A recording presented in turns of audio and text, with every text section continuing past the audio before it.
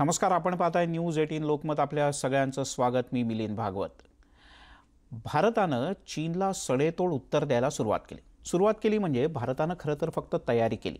आंतरराष्ट्रीय पातळीवर काही देशांच्या भेटीगाठी सुरू झाल्या आणि प्रत्यक्ष सीमारेषेच्या जवळ भारतानं आपलं सैन्य, त्याच्या काही तुकड्या फक्त आणून उभ्या करून ठेवल्या. भारतातल्या अमूल सारख्या आणि अन्य काही ब्रँड्सनी किंवा सर्वसामान्य लोकांनी आणि व्यापाऱ्यांनी एक छोटीशी मोहीम सुरू केली. अधिकृतपणे देशानं काहीच म्हटलं नाही. या सगळ्यांनी असं म्हटलं, व्यापाऱ्यांनी, की इथून पुढच्या काळात आम्ही चीनी वस्तूंवर बहिष्कार घालणार. आम्ही चीनच्या वस्तू दुकानातच ठेवणार नाही, त्यामुळे खरेदी करण्याचा प्रश्नच येत नाही. एवढंसं काय सुरुवात झालं, चीनच्या पायाखालची वाळू सरकली. गलवानमधून तर चीननं आपलं सैन्य मागे घ्यायचं ठरवलं. सुरुवातही केली. पण एवढंच नाही, तर घाबरलेला चीन आणि चीनचा हा ड्रॅगॉन आता चवताळू लागलाय. आणि चवताळलेल्या ड्रॅगॉननं वेगळाच खेळ सुरू केलाय, सायबर हल्ल्याचा. आणि जे गेल्या काही दिवसातले रिपोर्ट्स आहेत, काल सगळ्यात आधी न्यूज 18 लोकमतनं हा रिपोर्ट दाखवला होता की फक्त चीनच्या एका विशिष्ट भागातून भारतातल्या अनेक यंत्रणांवर सायबर हल्ल्याचे प्रयत्न झाले. खरंच चीन इतका घाबरलाय का? चीनला आता असं वाटतंय की आपण मैदानात भारताला हरवू शकणार नाही, म्हणून सायबर हल्ले करण्याचा प्रयत्न सुरू केलाय. चीनच्या सायबर हल्ल्याला तोंड देण्यासाठी भारत किती सक्षम आहे? आंतरराष्ट्रीय पातळीवर चीनच्या या सायबर हल्ल्याला प्रत्युत्तर देता येईल का? यासारख्या अनेक प्रश्नांची उत्तरं. आणि त्यातही महत्त्वाचं, असे चीनी हल्ले जर का आले, आपल्याला काही मेल आले, काही लिंक आल्या, तर त्याला तोंड कसं द्यायचं, नेमकी काळजी काय घ्यायची? आणि याबद्दल आपल्यासोबत बोलण्यासाठी, आपल्याला मार्गदर्शन करण्यासाठी आहेत ॲडव्होकेट प्रशांत माळी. सायबर तज्ज्ञ आहेत, सायबर लॉमधले विशेषज्ञ आहेत. माळी सर, स्वागत आहे आपलं न्यूज 18 लोकमतमध्ये. काय सांगाल तुम्ही? जमिनीवर जो हरला तो आता नेटच्या माध्यमातून भारताला कोंडीत पकडू पाहतोय. इतका घाबरलाय चीन? आताच्या स्थितीची एक रियालिटी आहे की जे युद्ध आहे ते फक्त एअरवर फाईट होत नाही. म्हणजे एअर, लँड, वॉटर, स्पेस आणि आता हे जे नवीन आलेलं सायबर स्पेस, ह्याच्यावरती पूर्णपणे लढाई केली जाते. त्यामुळे सायबर स्पेस वरती चीन आपल्यावरती हमला करू इच्छितो आणि हमला करतोय. त्याचं कारण हे आहे काय, त्याच्यावरती तुम्ही माणसाला पकडू शकत नाही. चीनवरनच येतोय का हा हमला, हे त्यांना कळू शकत नाही. हे ह्यामुळे ते आपल्याकडे कॉन्स्टंट हा हमला करतायत आणि हा हमला करत राहणार आहेत, कारण आपल्याकडे खूप इम्पॉर्टंट डेटा आहे आणि त्यांना डेटा घ्यायचा आहे. आपल्या कंपन्यांना नरमी दाखवायची आहे. अशा प्रकारे हा हमला करून आपल्याला डीडॉस नावाचा अटॅक असतो, म्हणजे distributed denial of service. Distributed denial of service म्हणजे काय करतात की आता समजा आपला IBM लोकमतचं सर्व्हर आहे, तर IBM लोकमतच्या सर्व्हरवरती एकाच ठिकाणाहून नाही तर विविध ठिकाणाहून हमला करणार. ते हमला करणार म्हणजे काय, खोट्या रिक्वेस्ट पाठवणार. म्हणजे खरे जे तुमचे ग्राहक आहेत ते तुमचा कार्यक्रम बघू शकणार नाही, अशा पद्धतीचा हमला ते करत राहतील. त्यामुळे त्याला डिस्ट्रीब्युटेड डिनायल ऑफ अटॅक म्हणतात. किंवा कधीतरी फिशिंग अटॅक करतील, आपल्या म्हणजे ते बँकेचे ग्राहक आहेत त्यांच्यावर. असे विविध प्रकारचे हमले करून, म्हणजे त्याला सायबर वॉरफेअर असं ते चीन करून आपल्याला कुठेतरी त्रास देणार. याचं मुख्य कारण हे की ते जरी हमले करत असले तरी चीनचे नॉन स्टेट ऍक्टर्स जे आहेत, नॉन स्टेट ऍक्टर्स म्हणजे चीन ज्यांना पगार देत नाही, चीनचं सरकार ज्यांना पगार देत नाही, पण ते चीनच्या सरकारसाठी काम करतात, अशांना नॉन स्टेट ऍक्टर म्हणतात. तर नॉन स्टेट ऍक्टर्सकडनं हा जो प्रॉक्सी, जो सायबर वॉरफेअरचा हे जे काव्य आहे, गनिमी काव्य आहे, ते खेळलं जात आहे भारताच्या आणि भारताच्या सायबर स्पेस आणि भारताच्या IT कंपनीज बरोबर, हे बरोबर खेळलं जाते. पण ॲडव्होकेट प्रशांत, याची कल्पना होती आपल्याकडे तज्ज्ञांना किंवा आपल्या सुरक्षा यंत्रणांना, असं वाटतं तुम्हाला? कारण म्हणजे त्याचं जर का बारकाईनं निरीक्षण केलं ना या सगळ्या सायबर हल्ल्याचं, तर असं लक्षात येतं की ज्या 3-4 दिवसामध्ये या सगळ्या घडामोडी झालेल्या आहेत गलवानच्या, त्याच दिवसाच्या दुसऱ्या दिवसापासून हे सगळं सुरू झालंय अचानक. म्हणजे हे अचानक सुरू झालेलं नाहीये, त्यांनी मुद्दामून सुरू केलंय असं नाही वाटत? डेफिनेटली हे मी तुम्हाला जसं सुरुवातीला सांगितलं तसं हा 5वा स्पेस आहे ज्याच्यामध्ये वॉर खेळला जातो. बाहेर बाकीचे युद्धाचे प्रकार त्यांनी करून बघितले आणि हा सायबर स्पेस मधलं हे युद्ध. आणि आपल्याला याची पूर्वसूचना होती कारण डार्कनेटमध्ये जेव्हा ही जी हॅकर मंडळी असते ती एकमेकांना ओळखत असतात, म्हणजे भारतीय हॅकर्स असतात, त्यांना खबर असते किंवा ते जे चायनीज हॅकर्स असतात ते डार्कनेटमध्ये काहीतरी अशी मागणी करतात. तसं आम्हाला दिसून आलं होतं की भारतीय वेबसाईट्स बद्दलची काही मागणी किंवा काही डेटा डार्कनेटमध्ये मिळतोय का याची विचारपूस करणं सुरू होतं. आपले काही लूप होल्स आहेत का भारतातल्या वेबसाईट याचे विचार करणे, यावरनं ह्या जो डेटा असतो त्याच्यावरनं अनालिसिस करून आपल्याला कळतं की काहीतरी मोठं होण्याची शक्यता आहे. आणि हे जे चायनीज लोक करतात ते नेमकी भाड्याचे हॅकर्स घेऊन करतात. हे भाड्याचे हॅकर्स असतात दुसऱ्यांसाठी पण भाड्यावर करायचे असतात. त्यामुळे आपल्याला डेफिनेटली आधी माहित होतं म्हणून आपली वॉर्निंग पण निघाल्यावर. बरोबर.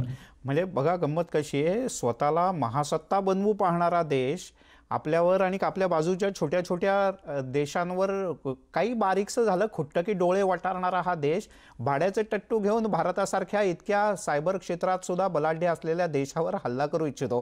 गंमत आहे, हरलंय कदाचित चीन यातच. बालसिंह राजपूत आपल्यासोबत आहेत, महाराष्ट्र सायबर सेलचे SP आहेत. सर, स्वागत आहे आपलं न्यूज 18 लोकमतमध्ये. काल तुम्ही जेव्हा माहिती दिली होती तेव्हा सगळ्यात आधी न्यूज 18 लोकमतनं ही बातमी दाखवली की काय प्रकारचा हल्ला भारतावर करण्याचा प्रयत्न चीन करतंय किंवा काय मानसिकता आहे. तुम्ही हे कसं शोधून काढलं? आणि दुसरा प्रश्न, आता यांना उत्तर कसं देणार किंवा यांना प्रत्युत्तर देण्याचा मार्ग काय? नमस्कार. नमस्कार. हे जे चीनचे जे फिशिंग अटॅक्स आहे याच्या संदर्भामध्ये भारतामध्ये SIR-3 computer emergency response team ही संपूर्ण भारतासाठी एक यंत्रणा आहे. जी यंत्रणा राष्ट्रीय स्तरावरती काम करते आणि ज्या प्रकारचं ट्रॅफिक भारतामध्ये येतं त्या ट्रॅफिक म्हणजे नेटचं जे ट्रॅफिक आहे, इंटरनेटचं ट्रॅफिक, त्यावरून आपल्याला कळतं की कुठल्या देशातून आपल्याला युजली किती ट्रॅफिक येतं आणि सध्या ट्रॅफिकमध्ये किती वाढ झालेली आहे, त्याचे IPs रेग्युलर कोणते आहेत आणि जे रेग्युलर IPs नाही आहेत, जे कमर्शियल पर्पजसाठी असतील किंवा इतर पर्पजसाठी वापरले जाणार असतील ते सोडून कोणते आहेत, याच्यावरून अंदाज येतो की काय होतं आहे ते आणि कोणते इन्स्टॉलेशन भारतामधले आहे की ज्याच्यावरती हे IP पिंग होत आहेत. याच्यावरून आपल्याला कळतं की बाबा या ठिकाणी समजा X कंपनीच्या होती दररोज समजा 1000 IPs नोंद होतात, तिथे 10,000 IPs ची नोंद झाली. याचा अर्थ तिथे एकतर फिशिंग अटॅक होतो आहे किंवा तिथे DDoSचा अटॅक चालू आहे हे आपल्याला कळतं. आता डॉक्टर ॲडव्होकेट प्रशांत माळी साहेब यांची या संदर्भामध्ये डॉक्टरेट पण आहे की सायबर वॉरफेअरवरती, ते आपल्याला त्यांनी समजून सांगितलं. आता जसं त्यांनी सांगितलं तर हे जे युद्ध असतं सायबर विश्वामधलं हे मी आपल्याला सांगू इच्छितो की जसं साहेबांनी सांगितलं की हे जे 5वं फील्ड आहे ज्याच्यावरती वॉरफेअर खेळलं जातं. मी आपल्याला याच्या पुढे शब्द जोडू इच्छितो की जे लँड, एअर आणि वॉटर यामध्ये जी युद्ध होतात त्याला सहाय्यकारी करणारी अजून 3 फील्ड आहेत. ते म्हणजे एक म्हणजे स्पेस आणि दुसरं आहे सायबर विश्व आणि तिसरं आहे इकॉनॉमिक वॉरफेअर. आता इकॉनॉमिक वॉरफेअरच्या जोडीला सायबर वॉरफेअर खेळलं जातं आणि त्यासाठी सायबर वॉरफेअर मध्ये 2 गोष्टी केल्या जातात. एक ते म्हणजे इन्फॉर्मेशन वॉरफेअर, सायबरच्या असणाऱ्या, कारण मुख्यतः सायबर विश्वामध्ये माहितीची देवाणघेवाण करण्यासाठी जास्त वापर केला जातो. मग ही माहितीची देवाण करण्यासाठी इन्फॉर्मेशन वॉरफेअर, जसं आपण काही दिवसापासून ऐकलं असेल की खोट्या बातम्या असतील किंवा चायनाच्या वार संदर्भातल्या बातम्या असतील, वेगवेगळे न्यूज पोर्टल्स नव्याने निर्माण होतात, ते भारताच्या विरोधात बातमी देणार, म्हणजे confuse when you can't defeat then confuse the enemy. हे त्यांचा जो एक आर्मी जनरल होते 6व्या इसवी सन पूर्व 6व्या शतकामध्ये, त्यांनी हे लिहून ठेवलेलं आहे की if you can't defeat the enemy confuse the enemy. आणि आपल्या ह्याच्यामध्ये डेमोक्रॅटिक नेशनमध्ये लोकांची जी कन्फ्युजन होईल किंवा त्यांच्याबद्दल चुकीची माहिती दिली यामुळे सरकार दबावात येईल, आर्मी दबावात येईल, अशा प्रकारची त्यांची यंत्रणा असते. एक झालं इन्फॉर्मेशन वॉरफेअर. आणि दुसरं असतं की क्रिटिकल इन्फॉर्मेशन इन्फ्रास्ट्रक्चर, म्हणजे ज्या महत्वाच्या आपले जे इन्फ्रास्ट्रक्चर आहे ज्याच्यावरती संपूर्ण देशाचं समजा दळणवळण आहे किंवा आपली इन्फॉर्मेशनची एक्सचेंज संपूर्ण अवलंबून आहे, मीडिया इंडस्ट्री ज्याच्यावर अवलंबून आहे, ट्रान्झॅक्शन म्हणजे बँकिंग इंडस्ट्री ज्याच्यावर अवलंबून आहे, अशा इंडस्ट्रीचे जो कणा असतो ते म्हणजे क्रिटिकल इन्फॉर्मेशन इन्फ्रास्ट्रक्चर जे असतं त्याच्यावरती हल्ले करतात. जसं आता माळी साहेबांनी सांगितलं डीडॉस अटॅक. समजा तुमचे दररोजच्या दररोज समजा बँकामधून 1 बिलियनच्या वर व्यवहार होतात भारतामध्ये, जे आपले वॅलेट मधून असतील की इंटरनेट बँकिंग करून असतील. आता यातली जर समजा पहिल्या 5 महत्वाच्या बँका यांचे व्यवहार ठप्प झाले तर एक प्रकारे देशाचं नुकसानच होतं. हे नुकसान होतं ती होतं, परंतु या देशामध्ये जे या कंपन्या आहेत त्याच्यावर आधारित मनुष्यबळ आहे आणि लोकांचा ज्या व्यवस्थेवरचा विश्वास आहे तो पण उडतो. आणि हाच मुख्य उद्देश हा सायबर विश्वामधला जो वॉरफेअर असतो, सायबर वॉरफेअर, त्याचा जो घटक आहे information warfare and warfare against critical information infrastructure, हे ते करत असतात. आणि मग त्याच्या जोडीला बरोबर, ही तुम्ही माहिती खूप महत्त्वाची दिलीत आणि खूप बेसिक माहिती दिलीत सर. पण याच्यात म्हणजे मी एक सर्वसामान्य नागरिक आहे, माझ्याकडे ईमेलवर अशा काही गोष्टी आल्या किंवा माझी एखादी वित्तीय संस्था आहे त्याच्यामध्ये मी काम करतो आणि माझ्याकडे अशा प्रकारच्या काही ईमेल्स आले किंवा स्पॅम आले किंवा असं काही आलं तर त्याला मी कशा प्रकारे रिॲक्ट झालं पाहिजे, त्याच्यात मी न अडकता त्याला कसं परतवून लावलं पाहिजे? मी आपल्याला प्रिन्सिपल सांगतो की जे IT इंडस्ट्रीमध्ये असेल किंवा एकूणच ह्याच्यामध्ये आपण काय करतो की सामान्यपणे सांगायचं म्हटलं तर आपण एखाद्या व्यक्तीवरती विश्वास ठेवतो आणि त्याच्याकडून काही वस्तू घेतो. आता IT मध्ये असं आहे, म्हणजे जे सायबर विश्वात असं आहे, 2 प्रिन्सिपल आहेत, ट्रस्ट अँड व्हेरीफाय, किंवा दुसरं प्रिन्सिपल आहे व्हेरीफाय नेव्हर ट्रस्ट. म्हणजे एक आहे की ट्रस्ट अँड व्हेरीफाय, म्हणजे पहिल्यांदा एखाद्या आलेल्या गोष्टी आहे त्याला ट्रस्ट करायचं का नाही, एकदा ट्रस्ट केला आणि ते नंतर व्हेरीफाय करा, त्याच्यामुळे तुम्हाला त्रास होणार नाही. पण दुसरं एक प्रिन्सिपल आहे ते म्हणजे नेव्हर ट्रस्ट ऑलवेज व्हेरीफाय. हो, बर. तर हे जो दुसरं प्रिन्सिपल आहे त्याला आपण झिरो ट्रस्ट सिक्युरिटी असं म्हणतो. तर आपले जे सर्व कर्मचारी आहेत, जे ह्युमन रिसोर्स हा विकेस्ट अटॅक साठी असणारा घटक असतो. म्हणजे जर आपण बघितलं सायबर विश्वामध्ये तर मनुष्य हा सर्वात विकेस्ट असतो. ह्याच्यामध्ये असते सोशल इंजिनिअरिंग करा, सायकोलॉजिकल प्रोफाइलिंग करून त्याचे अटॅक्स करा, हे फिशिंगचे प्रकार आहेत. हे फिशिंग मध्ये माणसाला टार्गेट केलं जातं सिस्टीम शिवाय. मग सिस्टीम टार्गेट केलं जात नाही, जेव्हा माणसाला टार्गेट केलं जातं तेव्हा आपल्या मनुष्यबळाला प्रत्येक कंपन्यांनी प्रत्येक व्यक्तीने हा प्रिन्सिपल लक्षात ठेवलं पाहिजे, झिरो ट्रस्ट सिक्युरिटी. त्याच्यामध्ये कुणावरही विश्वास ठेवू नका, येणारी प्रत्येक गोष्ट व्हेरीफाय करा आणि मगच त्याच्यावर कार्यवाही करा. त्यामुळे येणारा प्रत्येक मेल असेल, व्हॉट्सअपवरचा प्रत्येक मेसेज असेल किंवा येणारी प्रत्येक बाब असेल, पैशाच्या बाबतीत एखादा मेसेज आला, एखादा OTP आला, तो शेअर करायचा, प्रत्येक बाबतीमध्ये झिरो ट्रस्ट सिक्युरिटी वापरा. विश्वास ठेवू नका, व्हेरीफाय करा. आणि हेच त्याच्या मागचं हेच फक्त एक प्रिन्सिपल आहे जे आपल्याला अशा प्रकारचे डीडॉस अटॅक्स असतील किंवा फिशिंगचे अटॅक असतील याच्यापासून वाचवू शकेल. बर सर, तुम्ही राहाच आपल्यासोबत ॲडव्होकेट माळी सुद्धा आहेत. माळी सर, आता हे यायला लागले, आपल्याला कळलं की अशा प्रकारचा अटॅक चीनी लोक करतात आणि तुम्ही म्हटलं तसं हे भाड्याचे लोक करतात. तर हे एकदा डिटेक्ट झालं, आपल्याला कळलं की याला उत्तर देताना वेगवेगळ्या स्तरावर काय प्रणाली असते. म्हणजे त्याच्यात मी माझ्या पर्सनल PC मध्ये काही यंत्रणा ठेवली पाहिजे का, माझी एखादी वित्तीय संस्था असेल किंवा एखादी फर्म असेल किंवा सरांनी म्हटलं तसं राजपूत सरांनी म्हटलं तर मीडिया हाऊस असेल, तर त्याच्यात नेमकी काय काळजी घेतली पाहिजे. आणि सर्वसामान्य माणसाच्याही ईमेलमध्ये किंवा त्याच्या सायबर विश्वाशी संबंधित जोडलेल्या गोष्टींवर सुद्धा असा अटॅक होऊ शकतो का?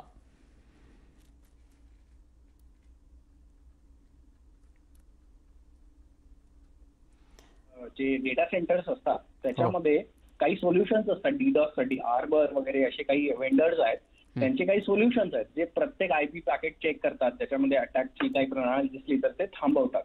पण हा अटॅक एवढा जोरदार असतो की अशी कुठचीच प्रणाली नसते, म्हणजे आर्टिफिशियल इंटेलिजन्स वापरणारी पण प्रणाली असते, पण कधी कधी ही प्रणाली मधून सुद्धा अटॅक होऊ शकतो. पण हा अटॅक काय असतं की खूप वेळा सस्टेन होत नाही, कारण हा अटॅक करण्यासाठी यांचे खूप रिसोर्सेस लागतात. यांना जास्तीत जास्त 48 आवर्स पर्यंत हा अटॅक चालू राहू शकतो, त्याच्यावरती जाऊ शकत नाही किंवा मग वेगवेगळ्या ठिकाणी ह्याला कट केला जातो. पण सामान्य माणसांना डीडॉसचा तितका फरक होत नाही. पण कारण सामान्य माणसांना फरक कुठे होतो, त्याचा जो सर्व्हिस प्रोव्हायडर आहे, जो आता तुमचा इंटरनेट सर्व्हिस प्रोव्हायडर आहे, त्याचा स्पीड कमी होऊ शकतो किंवा तुमची जे वेबसाईट आहे त्याचा स्पीड त्याला कमी होऊ शकतो. तिथेच त्या सामान्य माणसाला ह्याच्यावर ऍक्शन घेण्यासाठी खूप ऑप्शन्स अवेलेबल नसतात. पण दुसरा जो फिशिंग नावाचा आपला जो अटॅक हे करून की भारतामध्ये इकॉनॉमिक वॉरफेअर जे आता बालसिंगने म्हटलं की इकॉनॉमिक वॉरफेअर खेळायचा जेव्हा प्रयत्न करतात तेव्हा मात्र डेफिनेटली फिशिंगचे जे आपले जुने पायदंडे आहेत आणि खूप सारा अवेअरनेस महाराष्ट्र सायबर सुद्धा करते आणि भारतीय पातळीवरती पण अवेअरनेस चालू असतं की बाबा कुठलाही जर तुम्हाला SMS आला, ईमेल आला आणि तुमच्या किंवा व्हॉट्सअपवर मेसेज आला ज्याच्यामध्ये लिंक असेल किंवा कोविडचं औषध शोधण्यात आलं तर हा लिंक घ्या, तुम्ही फ्री टेस्टिंग मिळते हा लिंक घ्या, सरकार 20,000 रुपये देतंय कोविडसाठी हा लिंक घ्या. असल्या लिंकवर तुम्ही जी हॉट बातमी असते ना ते सरकार काहीतरी डिक्लेअर करतं त्याच्या बाबतीत त्याच्या इर्दगिर्द नेहमी एक लिंक यायला सुरुवात होऊन जाते की हे फ्री मिळालं, हे फ्री वाटतंय, हा तो फ्री वाटतंय. तर ह्याच्या मोहपाशात पडू नका. ग्रीडच तुम्हाला या फिशिंग सारख्या अटॅक्स पासून वाचवू शकतं. त्यामुळे ग्रीड करू नका. बरोबर. जी हवस आहे त्याच्यावर जर कंट्रोल केला सायबर विश्वामध्ये तर तुमच्या सोबत होणारे सायबर गुन्हे कमी होतील किंवा होणार सुद्धा नाही. आणि प्रत्येकाने आपला कार्यक्रम बनणे दुसऱ्यांना पण त्याचा प्रचार विचार मांडणं गरजेचं आहे. तेव्हा आपण अवेअरनेस पसरवू शकतो. बरोबर. यानंतर आणखीन 2 प्रश्न आहेत. आपल्यासोबत बालसिंग राजपूत आहेत, महाराष्ट्र सायबर सेलचे SP आणि ॲडव्होकेट प्रशांत माळी आहेत, सायबर तज्ज्ञ. आणि यांना सर्वसामान्यांच्या मनातले 2 महत्त्वाचे प्रश्न. एक तर देशाची आर्थिक राजधानी आहे मुंबई आणि या मुंबईशी जोडलेल्या विकासाच्या काही काही गोष्टींमध्ये आपण ऑलरेडी चायनीज पार्टनरशिप घेतलेली आहे किंवा इन्व्हेस्टमेंट घेतलेली आहे. यातल्या काही कंपन्यांना काही धोका असू शकतो का? आणि भारताच्या सायबर वॉलमध्ये जी या सगळ्या हल्ल्यांना प्रोटेक्ट करत असते त्याच्यात किती क्षमता आहे अशा प्रकारच्या हल्ल्यांना उत्तर देण्याची? आणि त्याच्याहूनही पुढचा प्रश्न की जो आपण माळी सरांना विचारूयात की आंतरराष्ट्रीय स्तरावर या सगळ्या सायबर हल्ल्यांच्या विरोधात दाद मागण्याची काही यंत्रणा आहे का? एका छोट्याशा ब्रेकनंतर.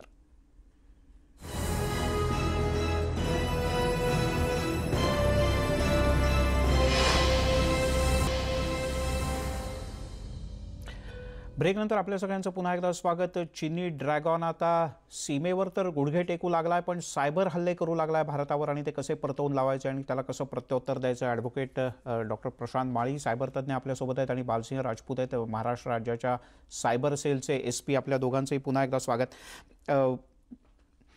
राजपूत सर, हे हल्ले आता आपल्याला कळायला लागलं की हे हल्ले होत आहेत, नेमके कुठून होत आहेत, कोण करत आहे, या सगळ्याची माहिती आपल्याकडे आहे. आता सर्वसामान्य लोकांचा याच्यात कसा सहभाग असू शकतो, त्यांनी काय काळजी घेतली पाहिजे आणि ते या सगळ्या याला प्रत्युत्तर देण्यात कशी भूमिका पार पाडू शकतात? यामध्ये आपण सायबर विश्वामध्ये लक्षात घेतलं तर लॅटरल स्प्रेड जो असतो म्हणजे कुठे हल्ला केल्यानंतर कुठे पोहोचलं जाऊ शकतं याच्यामध्ये लिमिट नाहीये. आपण जर एखाद्या एक्स माणसाला म्हणजे आता समजा तुमच्या मीडियाची इंडस्ट्री आहे त्याच्यामधल्या एका माणसाचा मोबाईल इन्फेक्ट केला तरी मी तुमच्यामधल्या बऱ्याच इंडस्ट्रीतल्या माहिती आणि त्याची वेअरअबाउट घेऊ शकतो. म्हणजे त्याला लॅटरल स्प्रेड म्हणतात. असा लॅटरल स्प्रेड जास्त आहे. त्यामुळे देशामधल्या कोणत्याही व्यक्तीचा किंवा कोणत्या महत्वाच्या व्यक्तीचा जर मोबाईल असेल, इंटरनेट साठी जे काही मोडेम असेल किंवा त्याचे PCs असतील हे इन्फेक्ट झाले तर त्याच्या मार्फतीने इतरत्र पसरणं सोपं जातं. एक. दुसरी बाब की याच्यामध्ये असं नाहीये की फक्त महत्वाचे क्रिटिकल इन्फ्रास्ट्रक्चरच अटॅक केले. सामान्य माणसाला जरी कायम फिशिंगचे कॉल येत राहिले तरी लिडिंग बाय 1000 कट्स ही त्यांची पॉलिसी आहे. प्रत्येक ठिकाणी छोटे छोटे गाव करत म्हणजे त्या देशातल्या नागरिकांचा त्या देशाच्या गव्हर्नमेंटवर असेल, त्याच्या देशातल्या त्या सरकारवरचा असेल तर देशावरचा विश्वास कमी होत जातो. तिसरी बाब जी आहे ती मी आपल्या लक्षात आणू इच्छितो की हे संकट किती गंभीर आहे. याच्यामध्ये जर आपण 5 वर्षापूर्वी पाहिला असेल तर मॅक्झिमम मोबाईल जे होते म्हणजे मोबाईल आपल्या हातात असणारे डिव्हाइसेस हे एक तर नेदरलँड म्हणजे नोकिया बेस्ड होते किंवा कोरिया किंवा जपान किंवा अमेरिका यातल्या कंपन्यांच्या बेस्ट होते. आता जर आपण बघितलं लेटेस्ट जे या क्वार्टर जर आपण डिव्हाइस स्टॅटिस्टिक्स बघितलं तर 43% मोबाईल जे आहेत ना 43% मोबाईल हे फक्त एका चायनीज कंपनीचे आहेत आणि उरलेले 29% दुसऱ्या चायनीज कंपनीचे आहेत. म्हणजे एकूण कमीत कमी 80% मोबाईल हे चायनीज कंपन्यांचे मोबाईल आहेत. एक आता ही डिव्हाइस त्यांचा आहे तर आपण म्हणू शकतो याचा काय तोटा होतो आपल्याला. याचा एक महत्वाचा आहे की डेटा जो आहे म्हणजे आपण समजा गुगलचा फोन घेतला तर गुगलचा क्लाउड वापरतो, ऍपलचा घेतला तर ऍपलचा क्लाउड वापरतो, त्याच्यामध्ये डेटा जात असतो आपला. त्याचप्रमाणे आपली जी मोबाईलची ऍक्टिव्हिटी असते सकाळी उठल्यापासून संध्याकाळी झोपतपर्यंत जेवढी काही ऍक्टिव्हिटी मोबाईलमध्ये होतो याचा डेटा त्या मोबाईल कंपनीला मिळतो. बरं. आता ह्या चायनीज मोबाईल कंपनीला भारतातल्या जे काही मोबाईल आहेत त्याच्या 80% लोकांचा डेटा प्राप्त होते. सकाळी उठल्यापासून संध्याकाळी पण काय करतात, कोणते ऍप वापरतात, ऍप वापरताना ऍक्टिव्हिटी काय, हा एक डेटा झाला. कारण डेटा याच्यावरती सर्व जे अटॅक अवलंबून असतात, ते त्याच्यावर अवलंबून चालू आहे, बरोबर, ते त्याच्यावर अवलंबून असतं. बरं. आता सर, चौथी बाब मी आपल्याला महत्वाची एक सांगू इच्छितो, सॉरी मी आपलं 10 सेकंद घेतो, बरं, की ऍप इकोसिस्टीम ही फार महत्वाची आहे. जर 5 वर्षापूर्वी पाहिला असेल तर आपल्या मोबाईलमध्ये असणारे एकूण ऍपची संख्या समजा 10 असेल तर त्यातले 9 ऍप हे फक्त USA किंवा युरोपच्या कंपन्यांच्या असतात. आता ही परिस्थिती उलटी आहे. जर तुमच्या मोबाईलमध्ये 10 ऍप असतील तर त्यातले 8 ऍप हे चायनीज आहेत आणि ते ऍप जे आहेत यांना आपल्या मोबाईलचा संपूर्ण कंट्रोल असतो, रीड राईट. त्यामुळे त्या बाबतीत फार गंभीर असलं पाहिजे, म्हणजे त्या बाबतीत सामान्य माणूस सहकार्य करू शकेल. राजपूत सर, तर ही सगळी चीनी ॲप ताबडतोब काढून टाकणं हे अतिशय महत्त्वाचं आहे, जेणेकरून हे सायबर हल्ले भारतावर होणं याच्यात आपण काही नियंत्रण मिळवू शकू. सर, खूप महत्त्वाचा विषय आहे, पण आपल्याला वेळेची थोडी मर्यादा आहे. आपण पुन्हा एकदा या विषयावर बोलण्यासाठी निश्चितपणे भेटूयात. प्रशांत माळी सर या चर्चेत सहभागी झाले आणि बालसिंग राजपूत सर, आपल्या दोघांचेही मनापासून धन्यवाद. जर का चीनी भाषेतच सांगायचं झालं तर बुलेन जिंगुगू रुए नेलू येंडू डिहुंगू जिंगू, म्हणजे आपण आपल्या भाषेत सांगूया, चीनने कितीही प्रयत्न केला ना तरी भारत चीनी ड्रॅगॉनला धडा शिकवणारच.